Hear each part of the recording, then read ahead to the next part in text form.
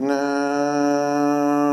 mô Bổn Sư Thích Ca Mâu Ni Phật. Nam mô Bổn Sư Thích Ca Mâu Ni Phật. Nam mô Bổn Sư Ca Mâu Ni Phật. Xin mời đại chúng an tọa.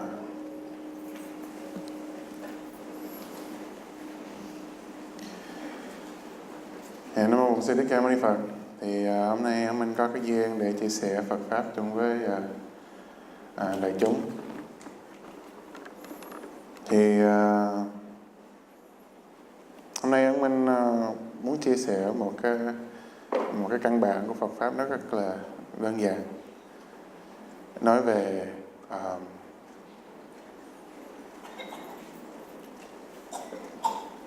ngày hôm kia trong kinh Đại Bảo Tích có cái phần trong kinh nói về tứ như ý túc. Cái tứ như ý túc đây là một căn bản trong Đức Phật dạy trong 37 phẩm trợ đạo. Nếu mình muốn hiểu các 37 phẩm trợ đạo là Đức Phật dạy là trong tứ diệu đế, Đức Phật dạy nó có khổ, tập, diệt và đạo. Trong cái khổ, Đức Phật dạy nó có 8 loại khổ. Khổ đây là ái biệt ly khổ, oan tắc hội tụ khổ, cầu bất đắc khổ, ngủ ấm xí thành khổ, và sanh lão bệnh và tử. 8 loại khổ. Ái biệt ly khổ là nếu mình thương một người nào mà người ta đi xa, mình khổ. Oan tắc hội tụ khổ là nếu mình ghét một người nào đó, người ta ở gần mình khổ. Cầu bất đắc khổ là nếu mình muốn cái việc gì mà không được, muốn một cái vật gì đó không được là mình khổ. Ngủ ấm xí thành khổ là nói về cái sự bám vào, cái sự ái của thân và tâm, là sắc, thọ, tưởng, hành và thức. Và sau khi đó là sanh, lão, bệnh và tử. Trong cái 8 khổ đây, nếu mình nói đơn giản hơn, cái nguồn gốc của cái sự khổ này là cái sự ái, gọi là attachment. Cái ái đây nó sẽ đem sự đau khổ. Trong kinh Đại Bảo Tích, Đức Phật dạy cái ái là một cái sự vô minh. Vô minh của tham, sân và si. Thì mình muốn vô sâu hơn của cái sự ái đây. Ái đây là cái sự vô minh. Đức Phật dạy trong tập đế có cái sự nguồn gốc là tham, sân và si. Nên nói vô sâu hơn nữa, Đức Phật dạy trong 12 nhân duyên là vô minh, hành, thức, danh sắc, lục nhập, xúc, thọ, ái, thù, hữu, sanh, lão, tử. Là trong cái 12 nhân duyên đây, nó nói về cái sự nhân và cái sự quả.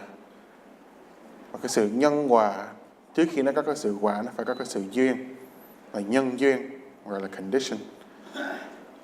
Là trước khi nó có cái sự quả, nó là nhân, cuộc, duyên và quả. Trong cái diệt đế, Đức Phật dạy nó có cái cách để cho mình dứt bỏ được cái sự đau khổ. Nếu mình muốn dứt bỏ được cái sự đau khổ thì mình phải thực tập và hành trì lục độ ba la mật. Trong cái luật độ ba la mật, Đức Phật dạy là bố thí, trì giới, tinh tấn, nhẫn nhục, thiền định và trí tuệ. Và tại sao luật độ ba la mật nó rất là quan trọng? Tại luật độ ba la mật nó có hai cái căn bản của Phật Pháp Đức Phật dạy. Trước nhất là nó có tam vô lậu học, giới, định và tuệ. Và thứ hai, nó có cái cách để cho mình dứt bỏ được tham sân si. Tại nếu mình tham lam thì mình phải làm sao để cho dứt bỏ được tham lam? Bố thí. Nếu mình sân hận thì mình làm việc gì? Mình nhẫn nhục. Nếu mình có cái sự vô minh thì mình làm sao? Tạo cái sự trí tuệ. Thì trong luật đồ ba la mật nó bao tam vô lậu học là giới, định và tuệ. Tam vô lậu học thì làm sao? Nếu mình muốn phát ra cái sự trí tuệ, mình phải có cái sự thiền định. Nếu mình muốn có cái sự thiền định, mình phải giữ giới đàng hoàng, giữ giới trong sạch. 5 giới căn bản là 5 giới gì? Không được sát sanh, không được trộm cướp, không được tà dâm, không được nói dối, không được uống rượu xí xứ, hoặc không được sử dụng ma túy. Thì cái đó là cái 5 giới căn bản. Cái 5 giới căn bản đây, sau khi đã hành trì được luật độ ba la mật, mình dứt bỏ được tham sân si, mình có sự giới định tuệ, thì bây giờ mình đã diệt được cái sự đau khổ. Sau khi mình đã có cái sự diệt đế, mình đã hiểu được diệt đế, thì mình sẽ vô trong gọi là đạo đế. Đạo đế là sao? Đạo đế đây là Đức Phật dạy nó có cái cách để cho mình có cái sự giác ngộ, cái đường đi cho mình tới cái bờ giải thoát. Đức Phật dạy nó có 37 phẩm trợ đạo. Trước nhất là tứ niệm xứ, sau đó là tứ chánh cần, tứ như ý túc, ngũ căn, ngũ lực, thất bồ đề phần và bát chánh đạo. Thì hôm nay ông Minh muốn chia sẻ cái tứ như ý túc. Tứ như ý túc đây nó chia ra làm 4. Trước nhất đây là chia ra là 4 cái. Dục như ý túc, tinh tấn như ý túc, nhất tâm như ý túc và quán như ý túc. 4 cái căn bản này mình chia ra. Dục như ý túc là sao? Nếu mình không có hiểu cái sự dục đây, nó không phải là cái sự ái, nó không phải là cái sự dục giới. Nếu dịch ra, yes, nó cũng là desire. Mà cái dục đây là không phải là cái dục của cái sự vô minh. Dục vô minh là sao? Là mình thấy ai đẹp, mình thấy ai gì là mình muốn. Mình thấy cái sự đồ ăn ngon thì mình thích, mình thấy tiền nhiều thì mình tham lam. Cái dục đây không phải là cái dục của sự vô minh. Dục đây là có cái sự ham muốn. Ham muốn đây là sao? Ham muốn đây là mình ham muốn trong cái sự tu hành. Làm sao cho mình luôn luôn lúc nào cũng tinh tấn. Mình ham muốn trong cái sự tu học. Và ham muốn đây là nó khác hơn cái ham muốn mình muốn chứng quả. Tại nếu mình tu cho cái mục đích để cho mình chứng một cái chức nào mà mình chứng với người A-la-hán đi, mình muốn cái sự ham muốn của một cái chứng nào đó nó là sai rồi. Cái sự ham muốn đây là mình làm sao để cho mình luôn luôn lúc nào có cái tinh thần, cái sự suy nghĩ luôn luôn lúc nào để cho mình tu học. Không phải là ham muốn giống như cái ham muốn ở quý bác, ở quý cô chú anh chị mình ham muốn trong ngoài đời. Tại cái ham muốn của ngoài đời hoặc cái ham muốn mình thường xuyên là nó đi theo với cái sự tham sân si. Nó tạo ra from cái ngã. Cái ngã của mình nó tạo ra đâu? Cái ngã của mình nó tạo ra from tham sân si. Trong tham sân si nó thành ra một cái mặt nạ của mình, một cái mask. Ai nói xấu việc gì, ai làm cái việc gì không tốt với mình, ai làm cái việc gì nó ảnh hưởng với mình, nó không phải là ảnh hưởng cái Phật tánh. Tại cái Phật tánh của mình nó trong sạch. Mà nó ảnh hưởng gì? Nó ảnh hưởng cái mặt nạ mình đã tạo ra. Cái mặt nạ này, cái mask đây, nó tạo ra của tham sân và si. Trong tham sân si nó tạo ra, nếu ai nói xấu việc gì, ai làm cái việc gì nó làm không có tốt với mình, thì ngay trong lúc đó mình phản ứng. Phản ứng sao á? Cái nguồn gốc của cái phản ứng đây là không phải là bố thí, trì giới, tinh tấn, nhẫn nhục, thiền định. Cái phản ứng của cái việc này á, là nó tạo ra from tham sân và si. Như vậy á, trong lúc đó mình đã tạo cái gì? Cái nhân không tốt, thì tương lai cái quả của mình nó không tốt. Tại sao? Đó là luật nhân quả. Thì cái dục như ý tốt đây á, là cái sự ham muốn của cái sự tu học. Sau khi mình đã có cái ham muốn của sự tu học đây, nếu nó có cái chữ tiếng Anh để cho mình hiểu được cái sự dục như ý tốt đây á, gọi là willpower. Là nó phải có cái sự năng lực, cái sự ham muốn của cái sự tu học. Thứ hai là tinh tấn như ý túc. Tinh tấn như ý túc đây là sao? Nó đi theo với cái căn bản của Đức Phật dạy là tứ chánh cần. Tứ chánh cần đây là việc gì xấu mình đã làm, mình chấm dứt. Việc gì xấu chưa bắt đầu, mình đừng có bắt đầu. Việc gì tốt mình chưa làm, mình bắt đầu làm. Và việc gì tốt đã làm rồi, mình tiếp tục mình làm. Đó là cái tứ chánh cần. Tứ chánh cần đây nó rất là quan trọng. Tại nếu mình đi theo bốn cái bước Đức Phật dạy, nó sẽ giúp mình tạo, Đức Phật dạy gọi là cái thói quen. Cái thói quen đây là nếu mình hiểu cái sự thói quen là sao? Thói quen là một cái hành động mình tiếp tục mình làm. Trong một thời gian, cái hành động nó sẽ thành một cái thói quen. Cái hành động nếu mình làm tiếp tục trong vòng 21 tới 30 ngày, nó sẽ thành một cái thói quen. Cái thói quen nó có thể đi theo cái thói quen xấu, nó có đi theo cái thói quen tốt. Nếu mình có cái thói quen nào xấu, mình làm thường xuyên, cái hành động mình làm, cái hành động xấu nào mình làm thường xuyên, thì nó sẽ thành một cái thói quen xấu.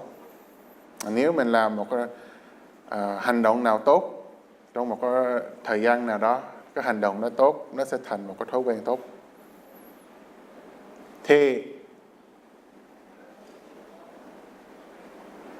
đó là Đức Phật dạy là tứ chánh cần. Nó đi theo trong tứ như ý túc đây là tinh tấn như ý túc. Nếu mình vô sâu hơn nữa đi, nếu trước mặt của mình đây là một cái suối, một cái river. Ở bên đây á, là cái thác nước. Đây một cái thí dụ khác đi. Tinh tấn đây á, là nó không khác gì. Quý bác, quý Phật tử ở ngoài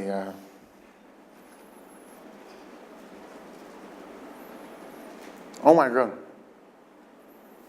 Nếu mặt trời đã lặn rồi thì cái thời tiết nó sẽ rất là lạnh.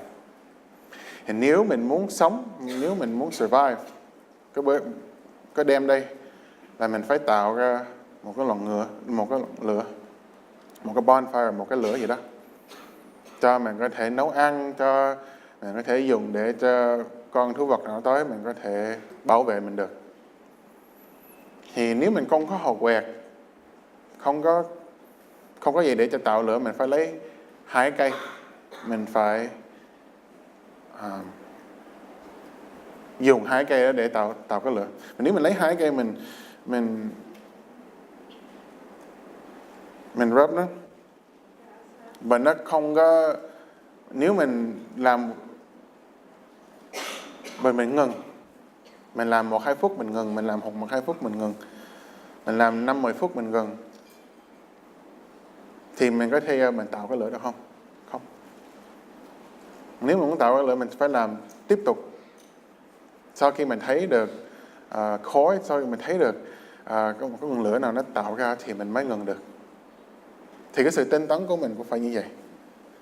Cái sự tinh tấn tu học của mình cũng phải như vậy. Nếu mình hôm nay mình tinh tấn, mình niệm Phật, ngày mai mình nói là hôm qua mình đã niệm được 1 tiếng rồi, hôm nay mình nghỉ được nửa tiếng, hoặc hôm nay mình nghỉ được 31 mình niệm lại, thì cái sự tinh tấn của mình như vậy nó không có kết quả. Giống như trong vòng trong một ngày mình có 24 tiếng. Trong cái 24 tiếng đây, mình niệm Phật nửa tiếng đi. Và cái 23 tiếng, nửa tiếng sau mình chửi thề, mình nói xấu người này, nói xấu người kia, mình nói không đúng, mà mình tạo cái sự vô ngữ nó không có tốt. Thì cái nửa tiếng mình niệm Phật và tu học nó không có kết quả. Cái sự tu học của mình nó phải tinh tấn. Trong mỗi giây phút mình phải niệm Phật, và trong mỗi giây phút mình phải ngồi thiền. Trong mỗi giây phút mình phải tạo ra cái sự tốt, hoặc cái sự suy nghĩ tốt, hoặc cái lời nói tốt, hoặc hành động nào tốt. Thì như vậy cái sự tinh tấn của mình nó phải có cái sự kết quả. Thứ ba, Đức Phật dạy, thứ nhất là dục như ý túc, thứ hai là tinh tấn như ý túc, thứ ba là nhất tâm như ý túc. Cái nhất tâm như ý túc đây là cái sự thiền định. Mình có cái sự nhất tâm. Nhất tâm đây là sao? Sau khi mình đã có cái sự nhất tâm rồi, không có ai có thể làm cái việc gì để cho mình phóng tâm. Và nếu mình đã nhất tâm, mình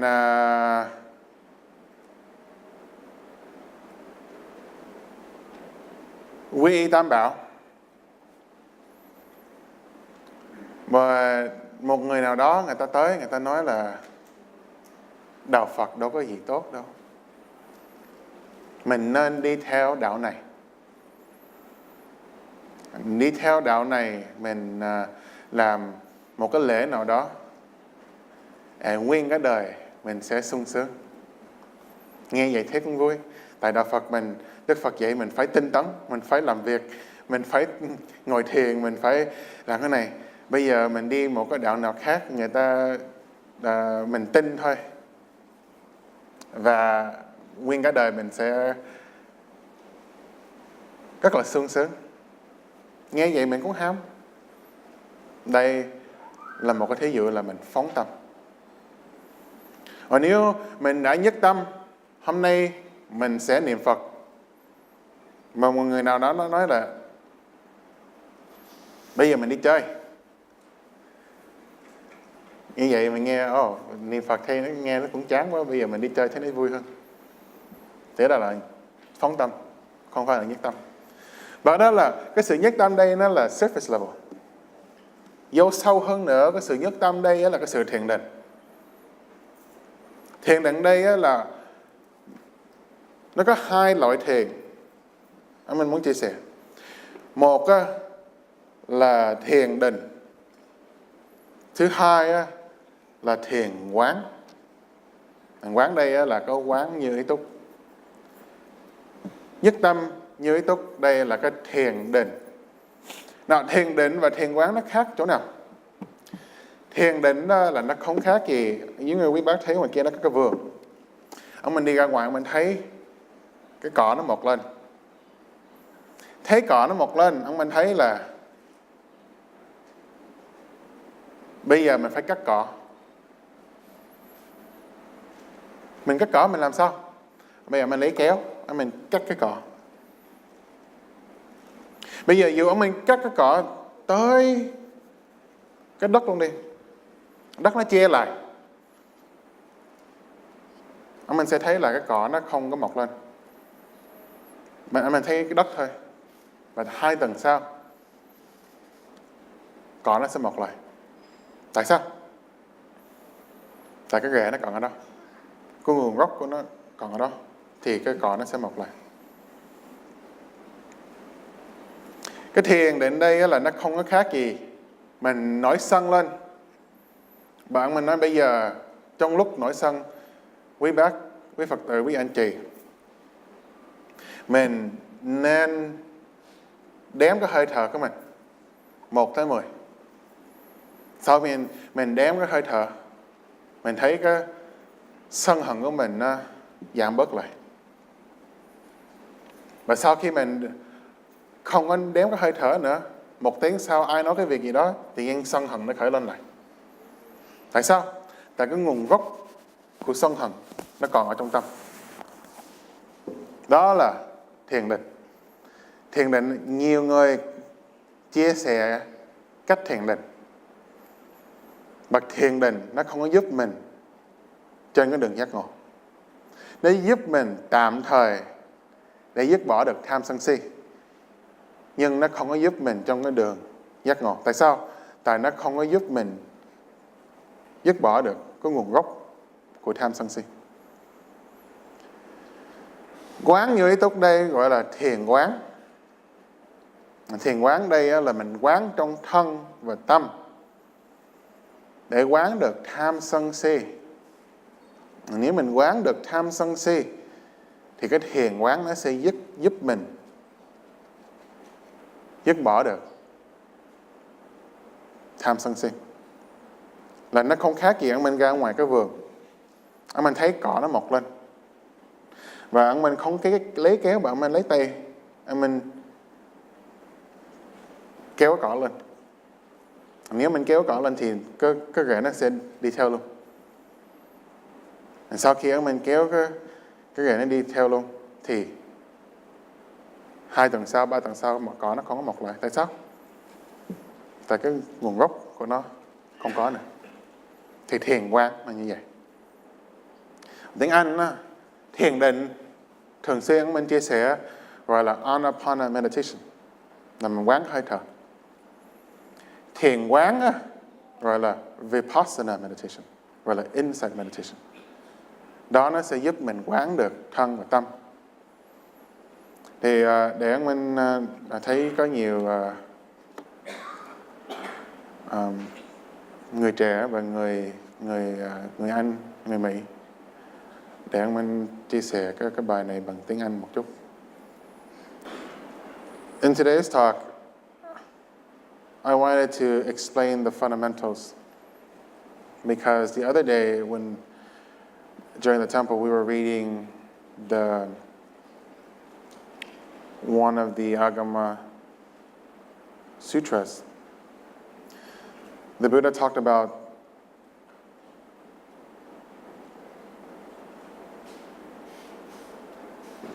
the 4 foundations of enlightenment.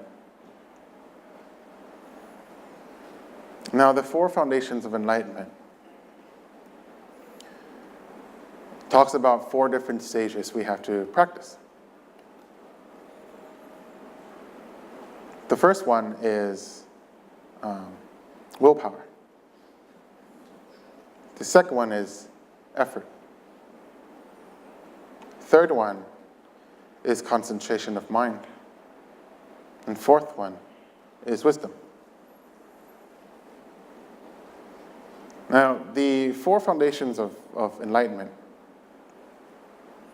The willpower here is a willpower to want to have the desire. And the desire here is not the desire that we experience every single day.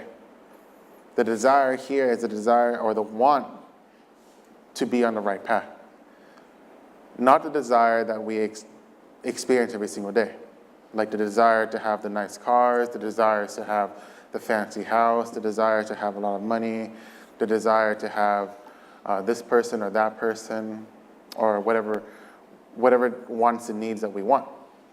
The desire here is a desire for us to practice the teachings so we can one day achieve enlightenment. Now, the attachment to enlightenment is also a wrong desire as well. Because the minute you practice desire as a way that you want to achieve enlightenment, if your end goal is enlightenment and your attachment to the outcome, that is the wrong way of practice as well. The desire here is the desire of egolessness. Now, there are two types of desires that we have to understand. The desire based on ego, and the desire based on what the Buddha taught called the bodhicitta, which means the desire to be on the path. Not only the desire to be on the path, but the desire to serve as well. To be on the path, but to serve those as well. Or to be on the path and to help others get on the path, be on the path, and stay on the path. And the path here is the path towards enlightenment. See, the desire based on ego is the desire that most of us face every single day. Wanting the car, wanting the fancy house, wanting a lot of money, wanting this person or that person. And the love that people in the world that we face today,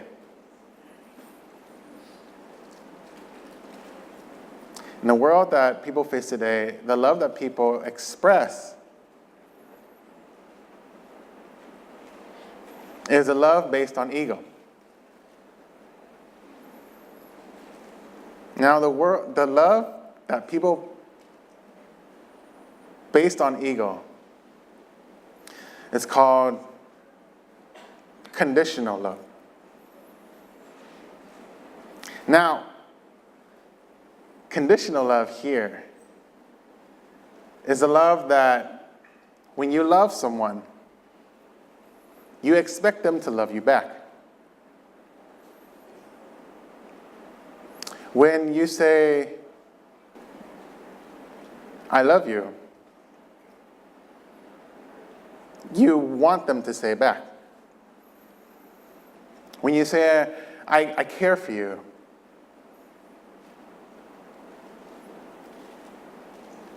you want them to say it back.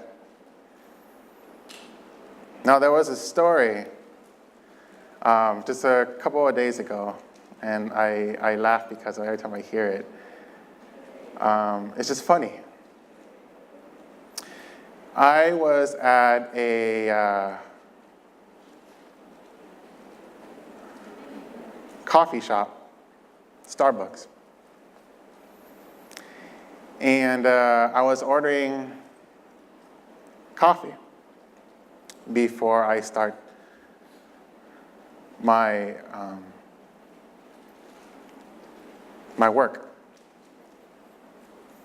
And there was these kids that came in. And these kids that came in, I believe they were not from here. I believe they were from Vietnam or something like that. And it's a big group that came in. I believe they were from Vietnam or something. And they were really loud. And the way they were talking, they took up the entire space. There was no more quietness inside the restaurant, or inside the shop, or inside the coffee shop, or inside Starbucks. And there was this one kid that I think he was with his girlfriend. And he was just expressing his love for her. And he was like,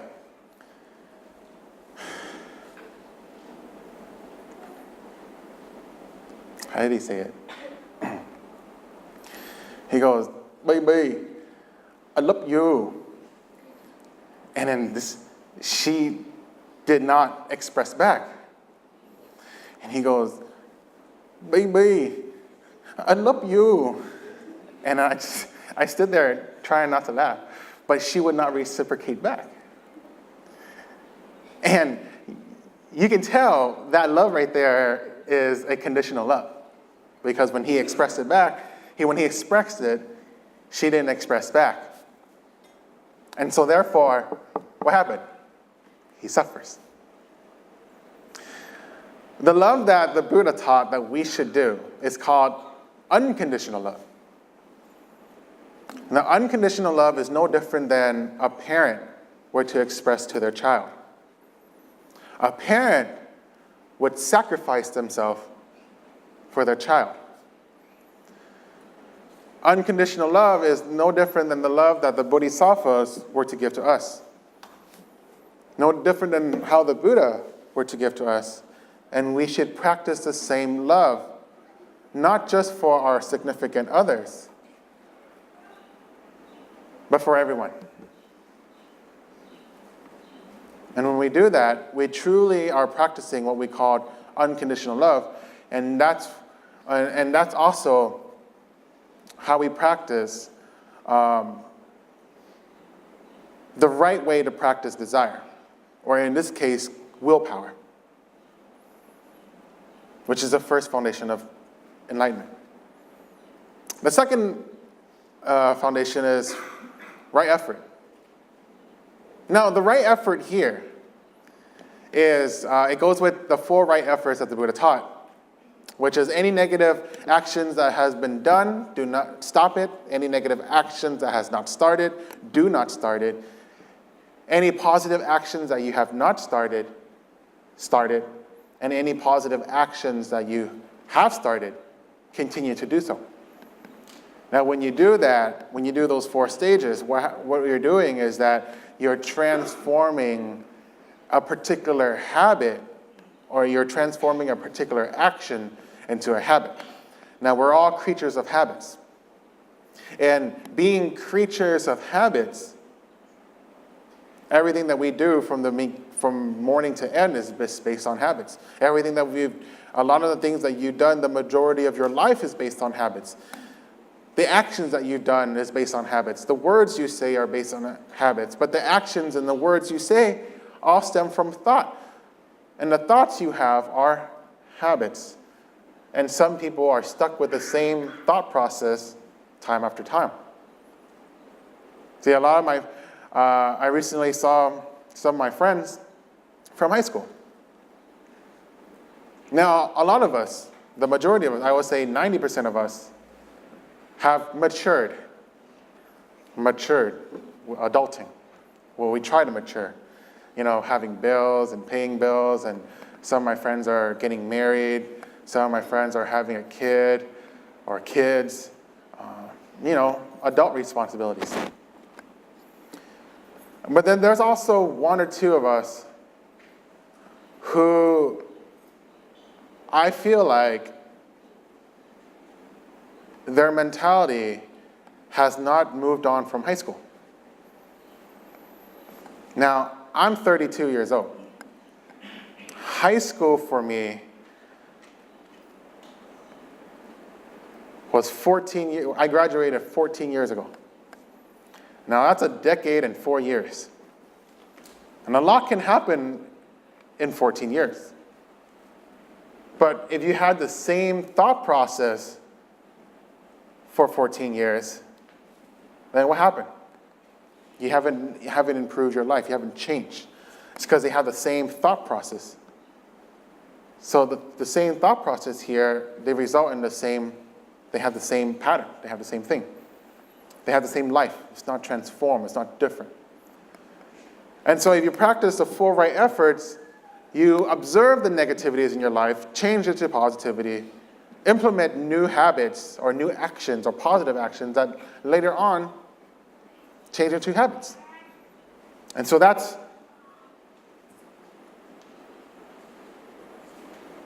the right effort. Now the third one is called concentration of mind. Now concentration of mind here is different than the last process, which is called wisdom or observance or insight. And I said earlier, there are two types of meditation we have to understand. Right? There are many different types. I would call it there's two types. There are many different forms of meditation. There's the word I was looking for. There are many different forms of meditation, but it falls on two types. The first type is called concentration of mind. The second type is called insight. An example of concentration of mind meditation would be Anapana meditation, which is observing the breath in and out. No different than if I were to see a patch of grass that's growing, I would use a scissor and I would snip the grass. It doesn't matter if I snipped it all the way to the ground, and at the end you don't see any grass at all you see is ground. 2 or 3 weeks later, the grass will grow back. Why? Because the roots are still there. Now, insight meditation would be Vipassana meditation, which is observing the mind and body, observing the greed, anger, and ignorance within the mind, and then using your habits, your thoughts, or to create a mental action to remove greed, anger, and ignorance from your mind. No different than if I were to see a patch of grass and I say, well, I'm not going to snip this grass with a scissor. I'm going to pull the grass up with my hand. And in the process of me pulling the grass up in my hand, I take the roots with it. Now, what happens in 2 or 3 weeks? Nothing. Does it grow back? No. Why? Because I took the roots out. That is insight meditation. And insight meditation is what we strive to do. Now, the 4 foundations of enlightenment here, having the willpower, having the right effort, concentration of mind, and insight, it helps you. Kind of like having the determination. It's kind of like working out. And you have to have the willpower to work out. Right? You can't, it doesn't naturally come to you. It just have to be that willpower. Right? And once you have that willpower, it's like, hey, today I am going to start my exercise. That's willpower. And then right effort is, right after I start my exercise, there has to be a consistency with it. That's right effort. Concentration of mind would be, okay, I'm working out, it's very consistent, and you see the hamburger, or you see the pizza, or you see the donut, or you see the pie, or you see whatever good food in front of you, you have to be like, no, I have to eat healthy. That is concentration of mind. And